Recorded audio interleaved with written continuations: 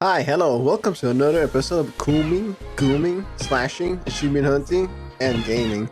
I'm your host Casey, and today I'm gonna 100% everyone's favorite modern culture dress-up game, Stellar Blade.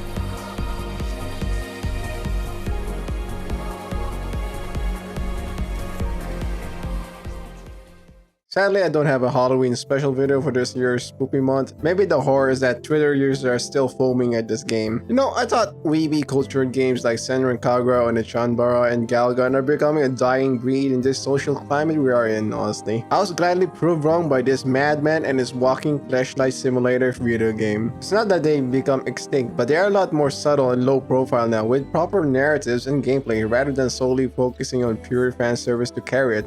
Or, well, you know, all the cultureness migrated to the gacha games. But there are still proper modern cultural games like Nier Automata, the Ryza trilogy, and of course, Stellar Blade. But I digress. I already played this game on the PS5 I borrowed from my brother. I even made a review-ish video about it that made some real numbers. Check it out. With the PC version being released and modders already going ham on day one, bless their degenerate hearts, I decided for my next episode of 100% Achievement Hunting Gaming is Stellar Blade. So I revved up my good old reliable Computron that barely plays this game on high settings. Of course, my goblin brain won't play this game on anything less than high graphics for the character models, so my solution was making the environment have PS2 graphics while the characters have PS5 graphics.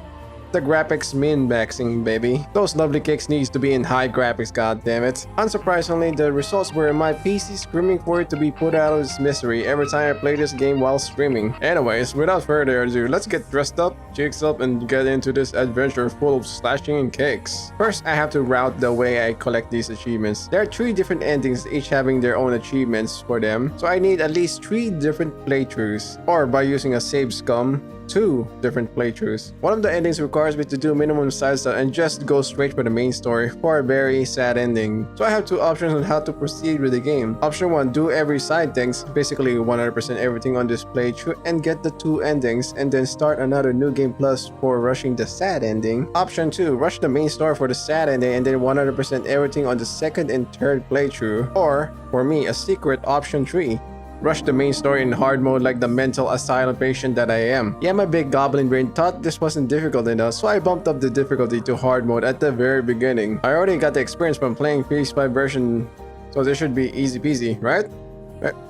Right? Okay, so playing my first playthrough in hard mode bumped up the game time on this 100%, but when you're presenting me with a difficulty option, I just couldn't resist. Well, with that decision decided, I start the game speedrunning my way through a fiery war and refamiliarizing myself with the game controls and how the game works. That's how I realized how much they junked up the bosses with HP, like holy moly. Playing this game on hard mode in a fresh playthrough is just basically playing Dark Souls. And oh boy will I learn the pain. Continuing on the story, I fight the first boss who has testicles for hands with our sister Taki, who will definitely survive this encounter. So yeah, the fight got interrupted by this bird lady who sent Taki to the Shadow Realm. Eva was about to join Taki, but fortunately got saved by the boy, Adam. Weeks later, we're now exploring some ruins to hunt down the Alpha Nativa. Eve, being a neat shut-in, discovers rain for the first time. I really find it cute how she discovers things for the first time, especially in a certain collectible later on. Proceeding on, I get my first achievement for activating my first camp, which are the safety zones for this game, or aka the bonfires. Oh my god, my first achievement! Camp preparation. Then after getting used to how the game works and how brutal hard mode is, I face against my actual first boss, Abaddon. Abaddon. I'ma tell you this guy really drilled the game's core mechanics to my brain. Most of the achievements in this playthrough is gonna be boss battles and the main missions, so I'll explain in detail my journey of getting good in this game via an insane amount of trial and error. This is totally not because I wanna lengthen the video length. Coming back to Abaddon, this part is hard because I only have the bare minimum of skills and HP enhancements, so I basically get one shot if my finger so much touch me. One of the most annoying things about him is this lightning attack he brings from above the heavens because I can't predict where it's gonna come from. But after a whooping 3 or 4 hours, yes, you heard that right, I finally get the gist of how this boss works. I take so much time in this second boss that I got my second achievement, Agile Gladiator, for parrying 300 times. Oh. Agile Gladiator. Okay, I'll take that. Eventually, I'm able to lock in and take him down for my third achievement, to which I learned this will take a while to 100%. For now, I bait into the catharsis of beating him.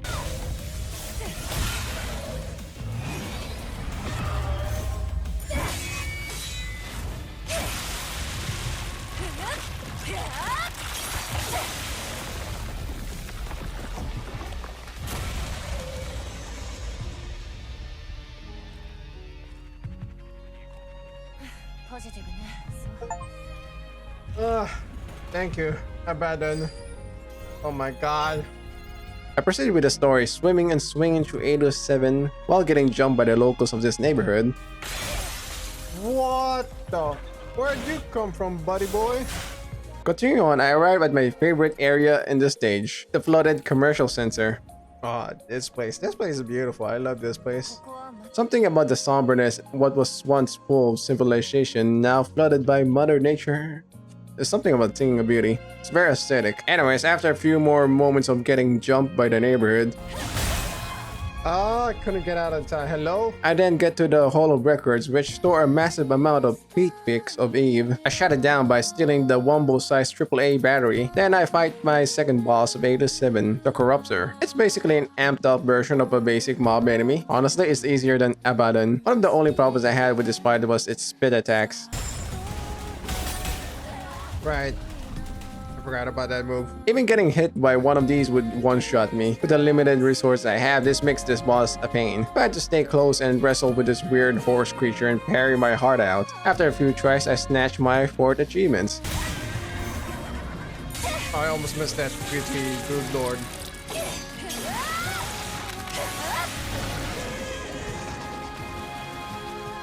Oh.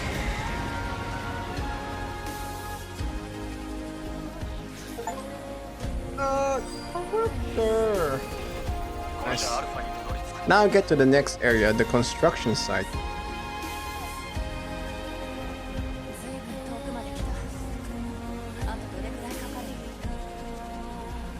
I progressed to this stage by collecting 3 keys and operating a crane, ignoring OSHA laws. More like OSHA suggestions, am I right? After watching a beautiful scenery with great dialogue from Eve and Adam, I finally proceed to the last area of 87, the crater, to hunt down the Alpha Nativa.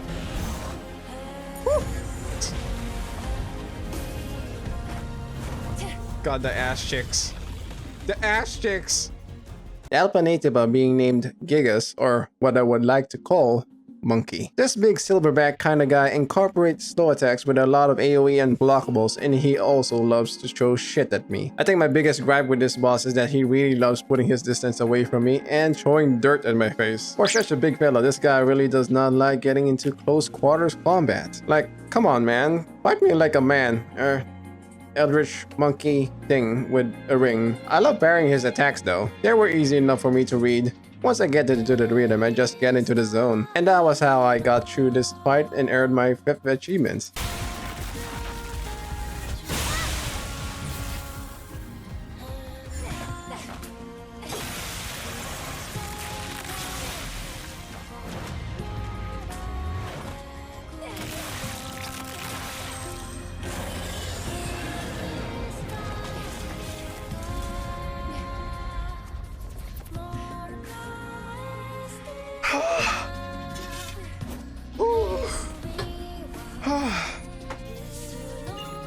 Oh, what a thrill, baby. Let's go. Proceeding on, Eve found a drop pod from another squad and inside it is the best girl, Lily, the best present after a boss fight. So after clearing 8 to 7, I get introduced to our main hub, Zion City. Here we meet Cyber Gandhi, our main guy, to help us search for the other Alpha Natives holding a piece of the Triforce so we can get in the Koomin cave of the Elder Nativa. But Robo Gandhi needs more fentanyl to enter his Zen state to look for the other Alphas. I speedrun my way through Zion and ignore the pleas of help from the locals and get to the Wasteland, the first major overworld map. I mostly speedrun my way through the Wasteland while fighting with the local wildlife. God, I hate these spider things, bro. Then I get to this bitch. She's a mini boss that is mostly a parry skill check. If you don't parry all of her attacks at once, she'll just regenerate her shield. Now, if only I had more stuff to help me brute force my way through this mini boss. Thankfully, she literally only has one attack pattern, so like the parry master that I am, kick her to the ground.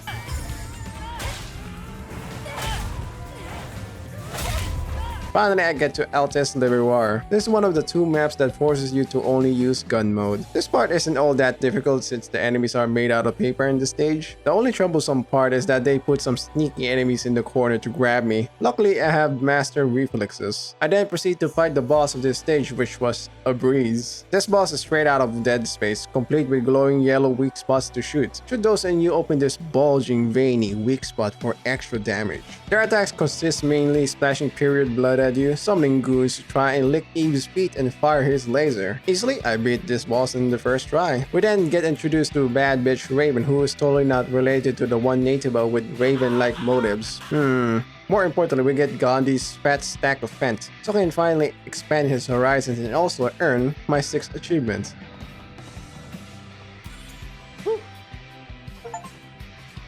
Yay! Alves Leviosa Lubula.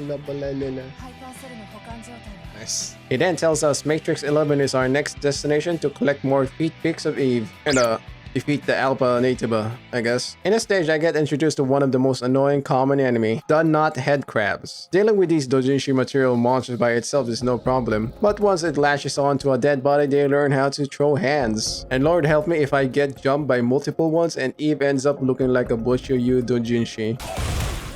God damn it.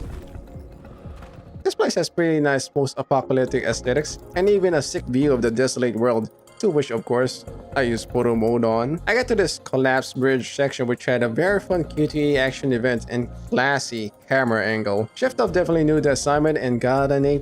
Anyways, I get to my first boss in this map, Stalker, aka Chainsaw Man. This boss is pretty fun to fight. It's one of my favorite bosses. He employs a lot of fast attacks and likes throwing rubble at you. I get my ass handed to me, but learning its pattern got my gaming blood pumping. My only gripe with this fight is his dive move. I cannot for the life of me perfect dodge this for some reason. It also doesn't help that he does this very randomly when I'm in the middle of an attack animation and I end up eating dirt. After a few tries, I get that gaming zen focus and I earn not only the boss achievement, but also an achievement for perfect dodging 200 times.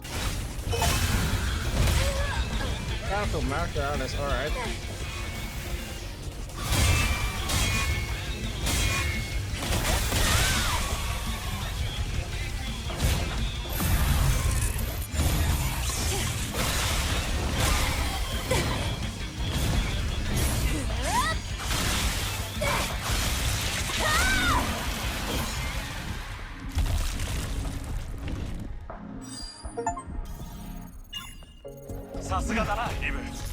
Stalker. Let's go. After that boss fight, I get introduced to this bullshit elevator ride. Adam even commented how this type of stuff is a common trope. I resorted to even using the consumable items in this game, something I rarely use. Sometime later, I stealth executed 50 enemies which earned me my 9th achievement, Silent Executioner.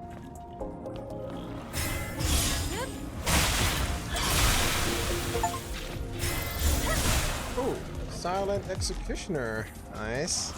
Next up, the second boss of Matrix 11, Juggernaut. He's basically the big boss of the not Half-Life zombies. This guy's not that bad compared to the other ones. He has the slow and easy to read attacks. He also has a lot of blink and repulse openings. But the real kicker and what made this fight easier is burst skills. After beating Chainsaw Man, I unlocked burst skills. Out of all the 4 skills, there's only one burst skill I need to get through to this hard mode playthrough. This burst skill is actually what carried me throughout all the bullshittery. Unfortunately, spoilers, it's not the Virgil Judgment cut end move. It's overdrive. This simple spin attack interrupts enemies, has a fast animation, and doesn't leave me vulnerable. But most importantly, it gives me a buff that increases my attack and attack speed. Attack speed is a godsend in this mode where one fart from any boss can end my life. The faster the attack speed, the faster I can put up my guard to parry. Also, more damage is always a great bonus to have. So with this tool, I easily knock down this juggernaut and earn my 10th achievements.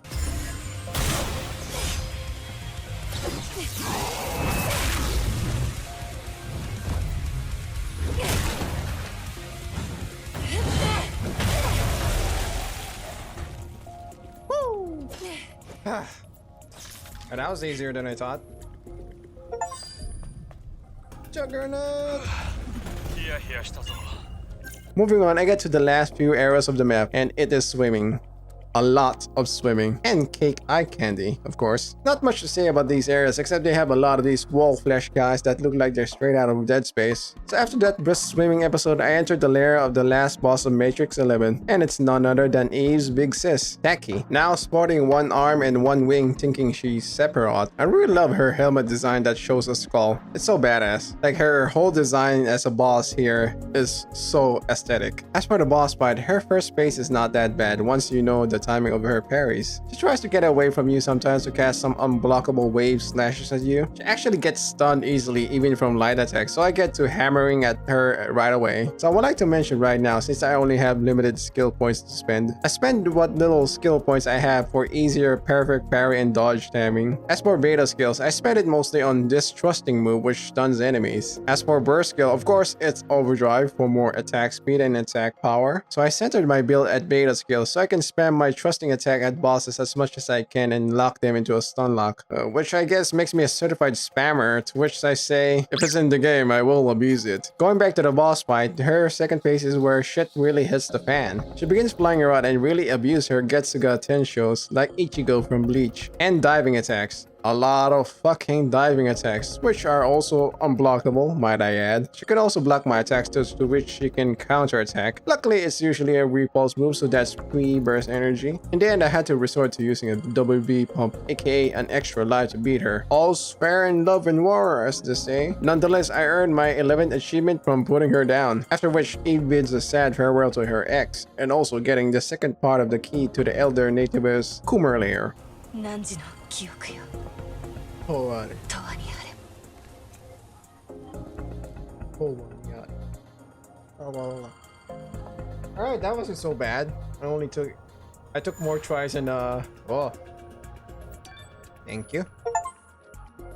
Taki. Alright, let me just note this down. Now to look for the third Alpha Core. Robo Gandhi needs another shot of that super friend. At this point, Mother Spirit is being questioned with some truths being revealed. She's not what she might seem to be. Moving on, I get to the next overworld map, the Great Desert, to which I skip exploring and just missile straight to Lovis Levoir, our next destination. But of course, I have to pass another vibe check by this bow staff wielding chick. Just the same as the last one, but midway through her health bar, she goes for a whole new set of attacks. I cannot for the life of me parry all of her attacks in one go consistently, so I pretty much have to brute force my way through her. Hooray for spamming beta skills. Once I pass her vibe check, I finally enter Abyss Levoir. Like Altes, this place is a gun only zone. This place has a lot more traps and saw blades in it. It also has this Dead Space like wall monsters again. Did I mention there's a lot of lasers that will one shot me if it so much as touch the tip of Eve's butt cheeks? I know how to English.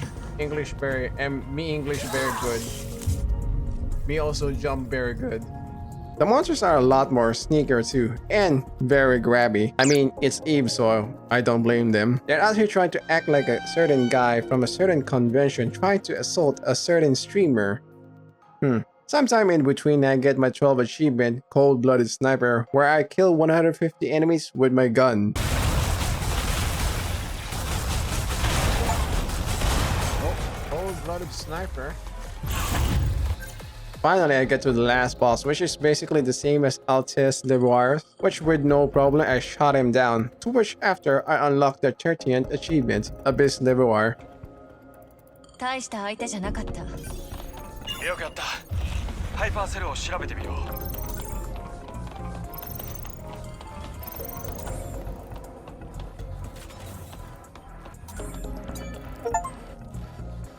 Abyss Levoir.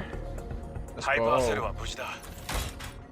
After the boss fight, it was actually revealed Eve and the rest of the so-called humans are actually not humans. They are androids, which are basically androids. Some androids like Eve, Lily, Taki, and Raven looks as human as it gets, complete with blood and actual body parts and all. I guess Mother Spear must have used a really good 3D printer. This could explain why they can survive the polluted air and Eve surviving underwater for long periods of time. They're actually just a bunch of clankers, while the natives are, or rather, what used to be the original human race. Does that mean I was thirsting for the Eve Clancussy after all? Anyways, Mother Spear decided to go freeze the levels of races and wipe out all of humanity in a final war and replace them with androids. Then some mad scientist named Raphael Marx had an ingenious idea of making all the original humans into the devilman eldritch monsters known as Nativus. So yeah, humanity is kinda fucked. With that, evenly got into a existential crisis, but they still press on to complete their original mission. Once we get the info from Grandpa, I finally head on to the last major map, Spire 4, which houses an orbit elevator to space. For this stage, most of the Nativus here are clankers. A lot of them come back as a torso Terminator style, so I have to apply Zombieland rule number 2 on them. Also, Adam decided to dip and go to Zion for reasons unknown. This place is the most aesthetically pleasing to me. From the Winterlands to the space elevator itself, it may be my favorite one. Anywho, continuing on, a lot of the exploring is just me turning on stuff to proceed and beat down clanker scum along the way. Somewhere along the way, I earned Native Hunter, my 14th achievement, where I defeat 100 enemies with beta skills. Ooh. Native Hunter. Nice. After that, I get to the funnest part of the map, this Tony Hawk-esque skateboarding section. I keep eating there because of my superb gaming skills, but it's still such a cool section. I want more of these in the sequel, honestly. After a while, we got jumped by Mr. Anti-Fun, Belial, the first boss of Spire 4. He switched from very delayed attacks to speedy attacks real quick. Thankfully, they're easy to learn, so once I get to 80% of his health bar, Eve cut off his arm and he proceeds to run away like the coward that he is. Next up, I played with some balls. After that, I enter another QTE section, of course, complete with the cultured camera angles. Then I walk across these conveyor belts while avoiding lasers that activate these deadly turrets. After much parkouring and swinging, I enter this war zone looking area. I have to get through this area while continually getting bombarded by turret fire. Of course, while dealing with enemies blocking the way, I get through easily and finally enter the space station. 宇宙センターに到着った。 After dealing with all the natives in the area and getting some gothic Lolita drip. Ooh, this one's nice. Belial with a new arm comes back for a rematch. He has the same moves but with a lot more heavy strings, AoE moves, and unblockable attacks. Worst of all, he's much squishier now, but there's a catch. He's immortal. I have to take him down 3 times before he finally bites the dust and get my 50 achievements. The way we sent this guy to the Shadow Realm was pretty flashy too.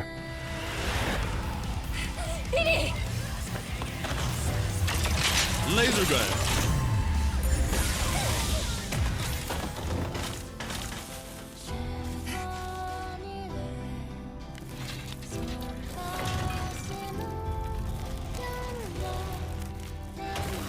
I'm gaming. This is getting fun. Nice. Finally, I get to the space elevator, to which I put Eve with the most proper attire for space travel. A goddamn swimsuit. Truly an outfit that can survive the vacuum of space. Moving on, the elevator stops so Eve has to travel around and find another elevator. Most of the enemies here are the doujinshi material ones out for the Eve cakes. I get to this section where it's someone with a fear of heights' worst nightmare. One mistake and there's gonna be an Eve-sized crater in the ground. I thought I could reach that. Alright, fine, I'll be patient. Eve being an android here makes sense because how the hell she survived with sub-zero temperatures with just a swimsuit. I also took a moment to show off my photography skills with this scenery. I did a pretty good job if I do say so myself. After getting inside again, I get to yet another cultured action QTE section showing the goods. After which I finally meet second best girl, Arisa, the Mado robot. I shared some nice photos with her, but unfortunately my time with her is cut short. Why are my favorite ones always so short-lived? After bidding her farewell, I entered the VIP zone of the elevator, where there is sakura trees blooming and spreading sakura petals everywhere. Of course, with a Japanese setting like this also comes with a boss that has Japanese aesthetics. This beauty looks like a yokai straight from Japanese folklore. Meet Karakuri, the second boss of Spire 4. In this boss, gun is disabled, but not like I need that anyways to whoop her yokai butt. Her main attacks are doing a lot of roly-poly swings which aren't too hard to parry. One of the main problems with her is that she likes backing away and spamming her laser, to which usually happens when I'm stuck in an animation. Oh, wow, she did it twice.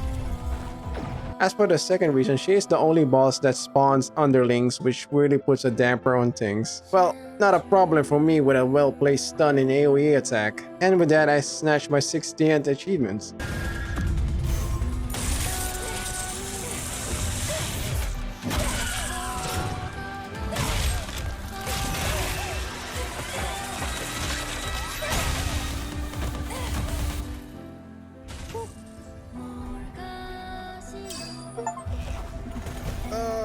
Finally, Karakuri.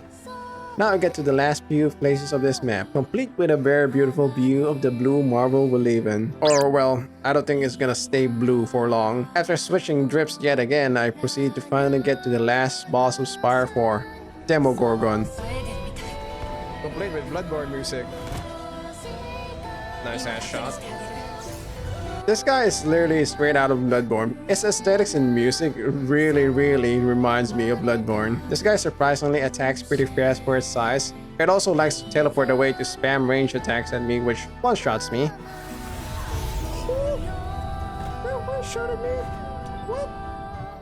Its second phase literally just turns him into Ludwig from Bloodborne and starts going more crazy with raining down lasers. It also has a third phase where it just does not care anymore and becomes a zoner. The strat I have for this boss is the same strat I have for big bosses in Bloodborne. Stick to them like glue and wallop the shit out of them. I just use my stabby stab beta skill to just stun it and put the kibosh on any ranged bullshit it plans to do. Once I get the strat down, taking it down is a piece of Eve cake. After beating it down, it goes into a cutscene where Eve gets thrown into the vacuum of space and we see its true form. Ah yes, cosmic eldritch horrors beyond human comprehension. To finally put it out of its misery, Eve uses the last of energy cells to laser it down. Eve manages to defeat it, but now she just hurtles back into Earth unconsciously. Luckily, Lily managed to contact Mother Spirit and she sent help, and for me, I get my 17th achievement.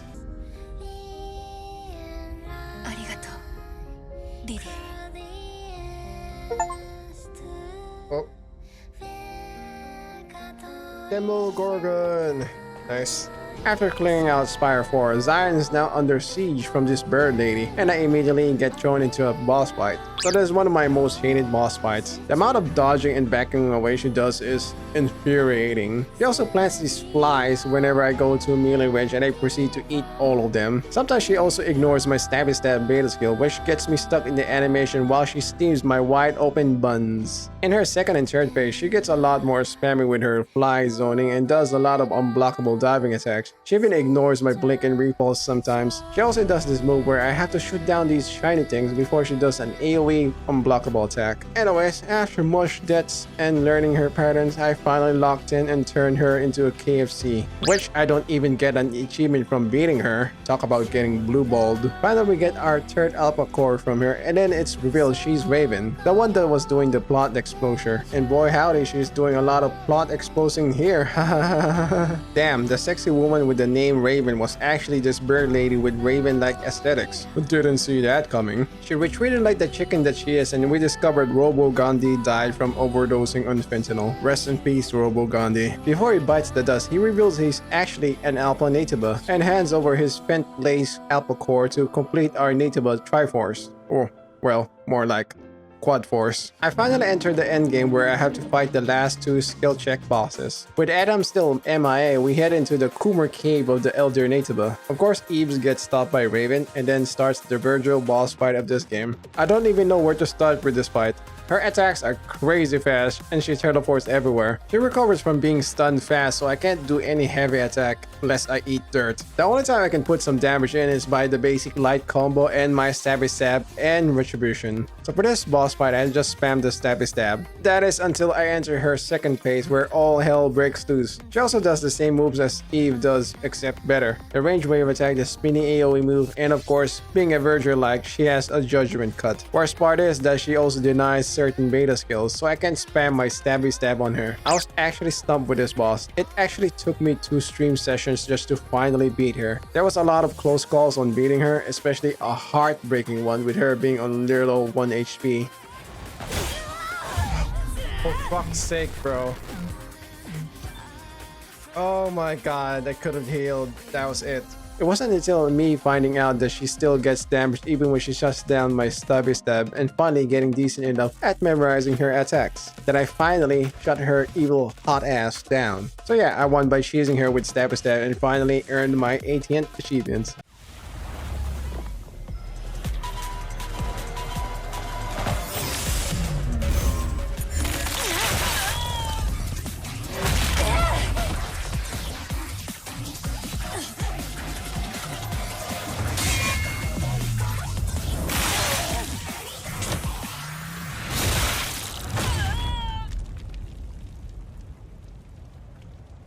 Oh, let's go! やるない。 There we go, Raven. Finally. With Eve leaving Raven armless and spineless, I finally entered the last stage. No annoying small enemies, no mid-boss, and no collectibles. Just a straight path to the boss with a beautiful scenery. Now it's revealed Adam is actually the Elder Nataba. He was actually the culprit that was stealing all the Eve hit picks and avoiding space RS. He then makes a suggestion to fuse with Eve to make an OnlyFans and pay off his taxes from the IRS. For this playthrough, we go through with his suggestion and fuse. Where the first thing we see in this new form is her new woofers. Finally, I took it out with the last boss, Prometheus. The robot Mother Spear sent over to save Eve now is hell-bent on killing her. Sadly, it also has Lily hostage. Now with the stakes high, I get to work. I actually find this boss fun to learn, even though I'm eating a lot of shit. So fun that instead of explaining to you guys how this fight goes, I'll just show an epic montage.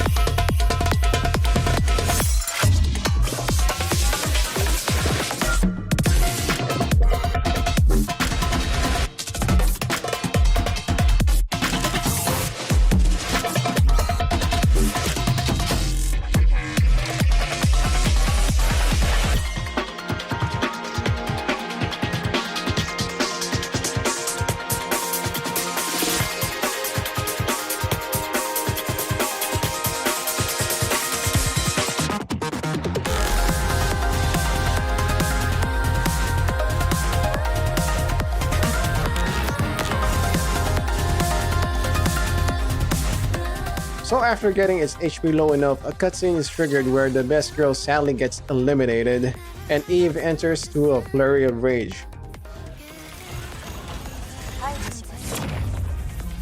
Oh, I hate this ending. Not the best girl.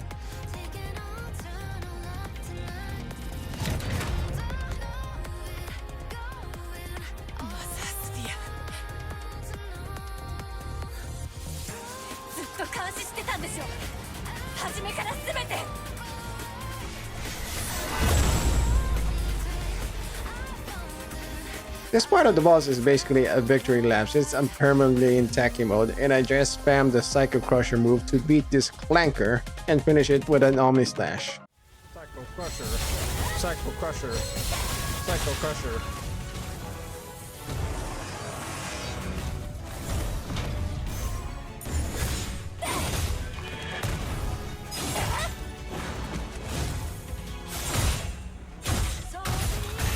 Let's go! Omni Slash, baby.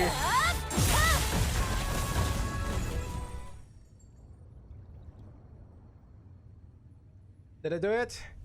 Oh my god. With this, we bid a sad farewell to Best Girl, and I earned my 90th achievement. Thump.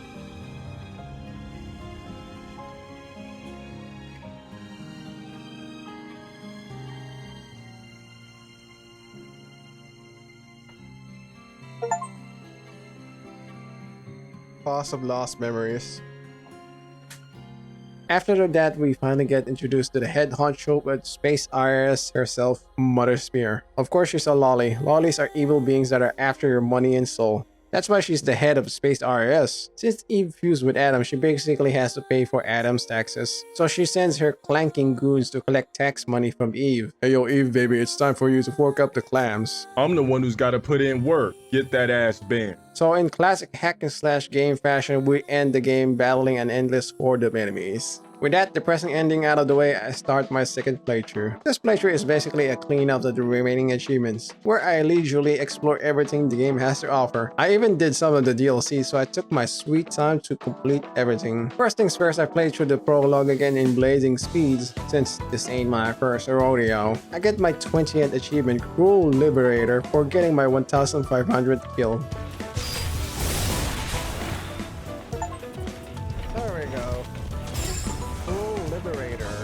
Then the 21st achievement, Perfect Blood Edge, for upgrading Blood Edge to the max. Oh, nice! Perfect Blood Edge. Next, the 22nd, Relentless Destroyer, for killing 50 enemies with burst skills. Ah, there it is! Relentless Destroyer.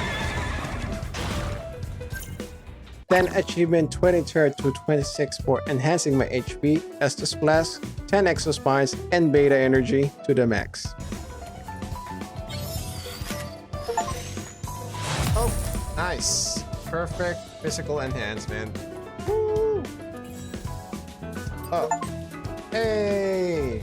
Perfect rechargeable tumbler. Alright.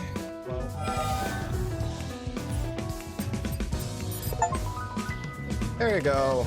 Perfect Exospine. Nice. Oh god, I forgot to turn on the thing. Oh, nice. Perfect Beta Energy enhancements. Let's go. After those is some collectible achievements, Nanosuit Collector and Record Collector, for collecting 30 nanosuits and 200 data pack entries respectively. Alright, let's discuss. Oh, Nanosuit Collector. Nice. Genius game design. Oh, Records Collector. Nice. Speaking of nanosuits, I picked this sick new fit from the Nier Automata DLC for the culture, of course. Whoa! Oh my god!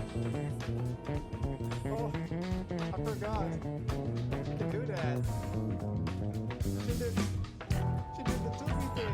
So I'm doing every side missions available in the game. They're actually a good source of skill experience for maxing out my skill trees, and there are achievements tied to some of these quests, like this one side mission where I have to investigate a crevice and look for survivors. Spoilers, there's none, but there is a boss that I need to defeat, Brute. This time I actually have to kill him for realsies. Nothing really special about this big guy. He has the slowest attack ever, so that's a pretty annoying thing for me. But at this point, I pretty much maxed out on everything, so I can just cheese this boss by spamming beta attacks. So I easily get this boss beating down and got my 29 achievements.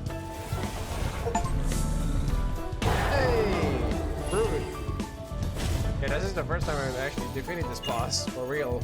Next up is the 30th achievement, Box Hunter, for collecting 200 boxes. Gimme.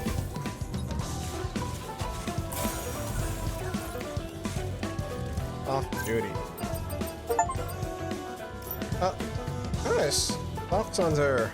I'm already maxed out on everything, so the materials I get from these boxes is useless, but that won't stop me from opening these boxes for, you know, reasons. Coming up next is the 31st one, Revenging Agent, for killing 50 enemies in Taki mode. There we go. Revenging Agent.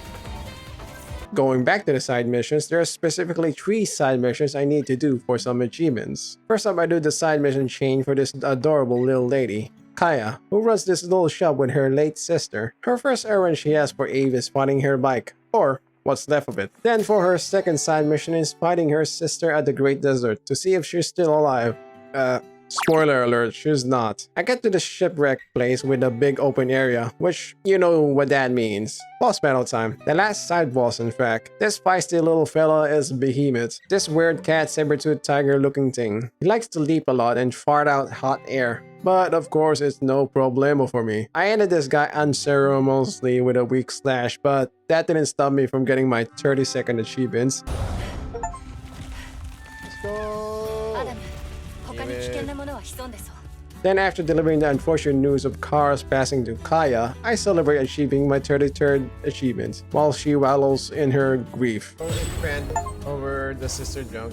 Yay! Sisterly love.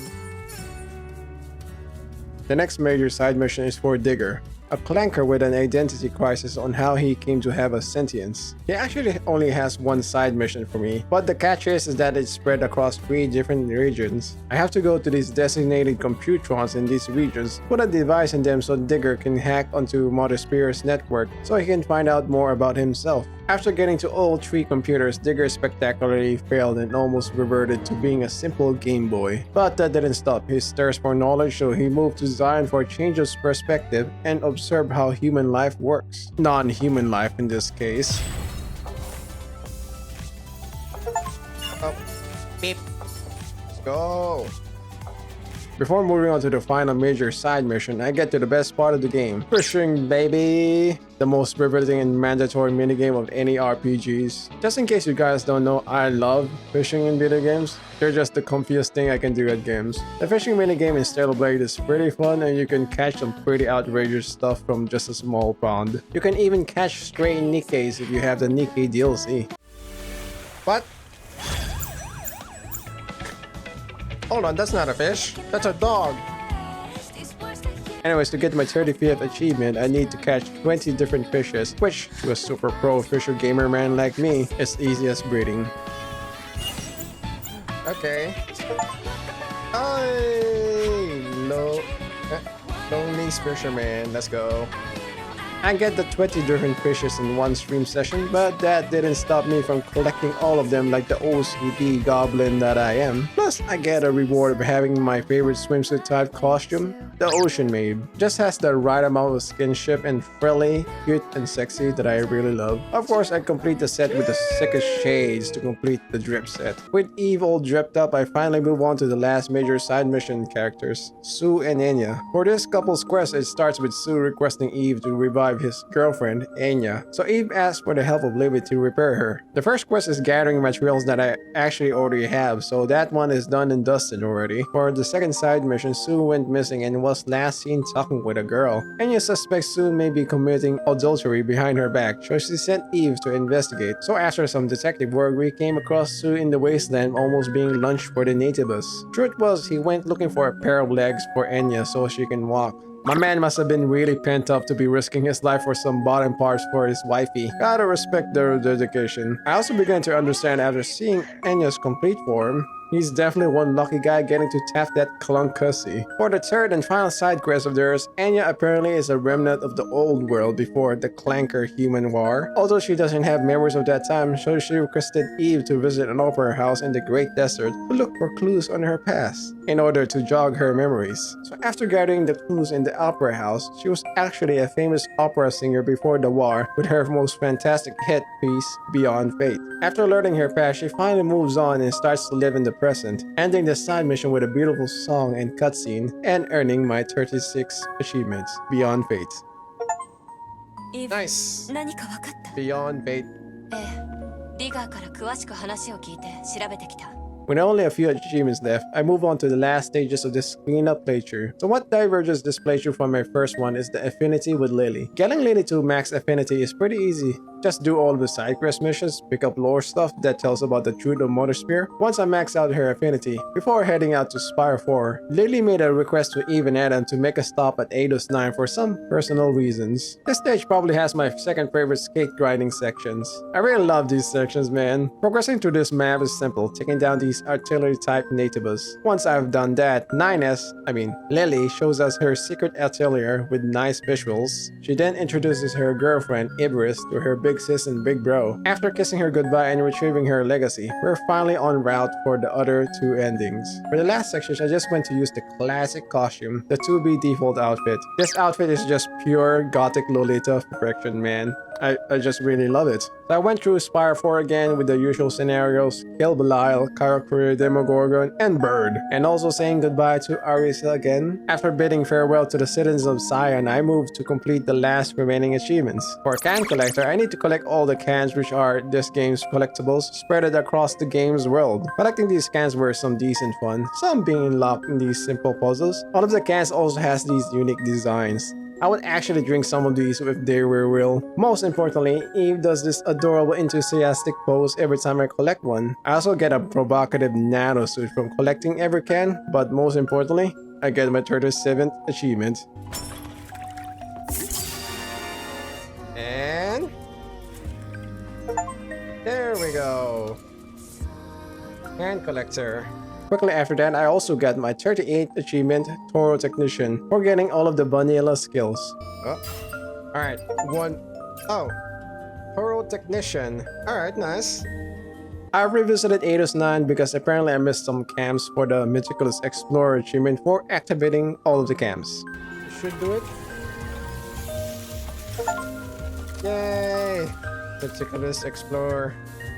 On my way there, I also get Infinite Blade for learning all the skills that becomes available in New Game Plus.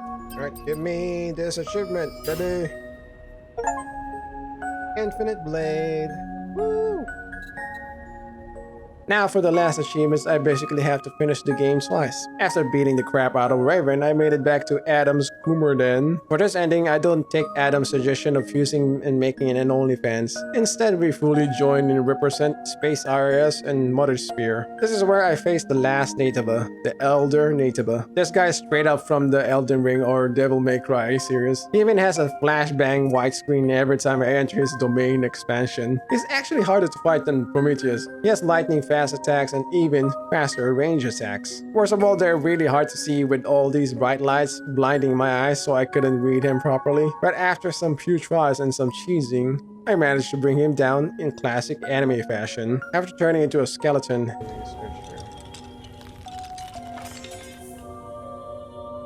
I get 3 achievements all at once. Natiba Researcher for getting all information about Natibas, with the Elder Natiba being the last. Return to the colony for this ending, and repeating protocols for beating New Game Plus. Well, Natiba Researcher and return to the colony. There you go. Rep Adam. Oh, nice. Repeating protocols. 511. Basically, in this ending, Eve passes the vibe check from Mother Spear and gets a ride back home to Space Area's base, the colony, which is revealed only in this ending. Now they're gonna be brainwashed.